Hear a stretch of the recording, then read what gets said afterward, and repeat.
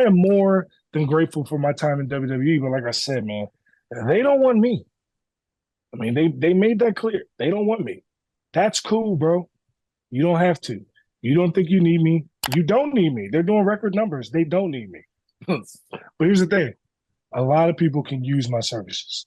And a lot of people will and have already started to.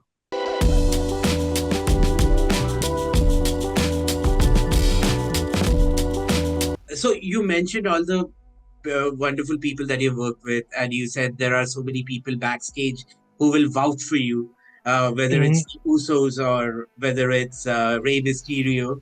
Who were some of the people that you met during your WWE stint that maybe you marked out as a fan, or maybe you still have like great relationships with them to this very day? I'm gonna still have great relationships with everybody that was there to this day. Like I said,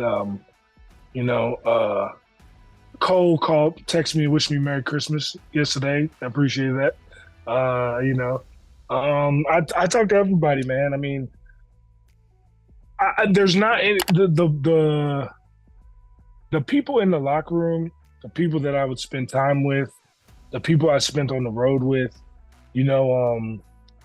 being able to spend time and learn from Shinsuke.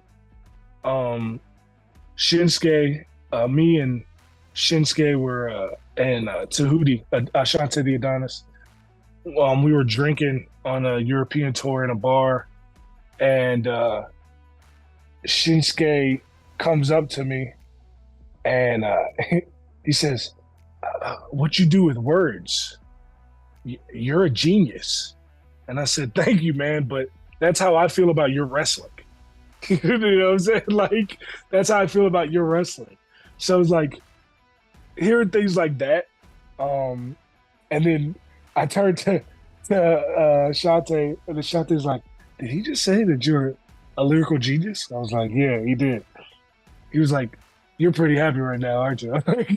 I'm like, you can't even tell me nothing no more. You know what I'm saying? Like, so it's like, being able to, people that you look up to, even like John Cena, meeting John Cena and having a conversation with Cena in his dressing room. And Cena was like, man, you're the best rapper on earth. He's like, you gotta show them out there when you get the opportunity. Sad thing is I never really got the opportunity. So it's like, it's a double-edged sword. You can only do as much as you're given. And do I think that, I mean, I know the door to WWE is still open. Triple H told me that himself. But at the end of the day, it's like, I'm not waiting on that. Like, I did everything that I could while I was there. And I appreciate every opportunity that they gave me. But at the end of the day, like, if you don't think that you can do something with me, then I think you're wrong.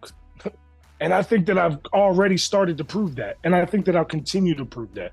I think that I'm going to make waves all through this industry, on every company, on every brand, at every city.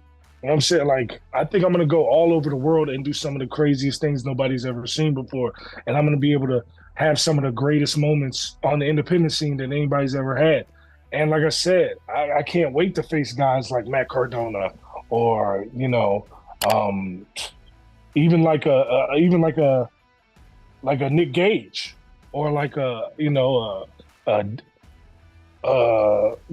Zilla Fatu, Jacob Fatu.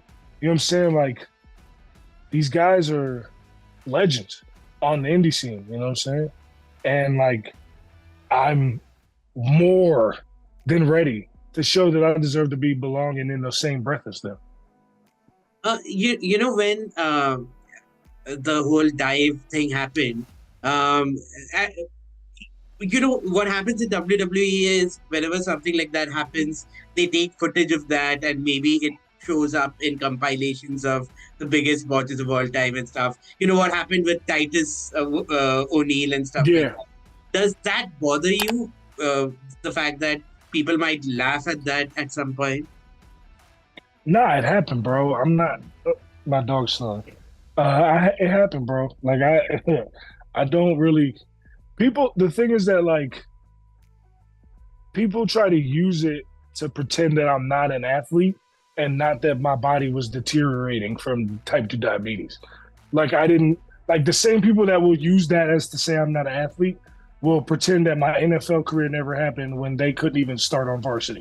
You know what I'm saying? Like uh, I don't care what these people have to say. I don't care if it makes any compilations.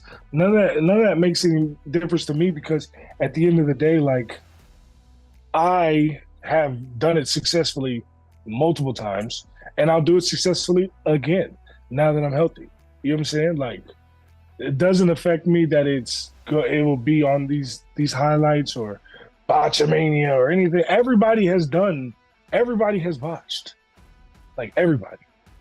There's not a single wrestler that has not botched. The funny thing is that I have won and people pretend that's my entire career. It's because they don't have anything else. Like I was successful before I got to WWE. I'm going to be successful after leaving WWE. And I was successful during my time in WWE when I was given the opportunity. And if you don't believe me, go watch any of the house show footage of us cutting promos and then working a match, or go watch my last match with LA Knight. Like it was, I am more than grateful for my time in WWE. But like I said, man, they don't want me. I mean, they made that clear. They don't want me. That's cool, bro. You don't have to. You don't think you need me? You don't need me. They're doing record numbers. They don't need me. But here's the thing. A lot of people can use my services. And a lot of people will and have already started to.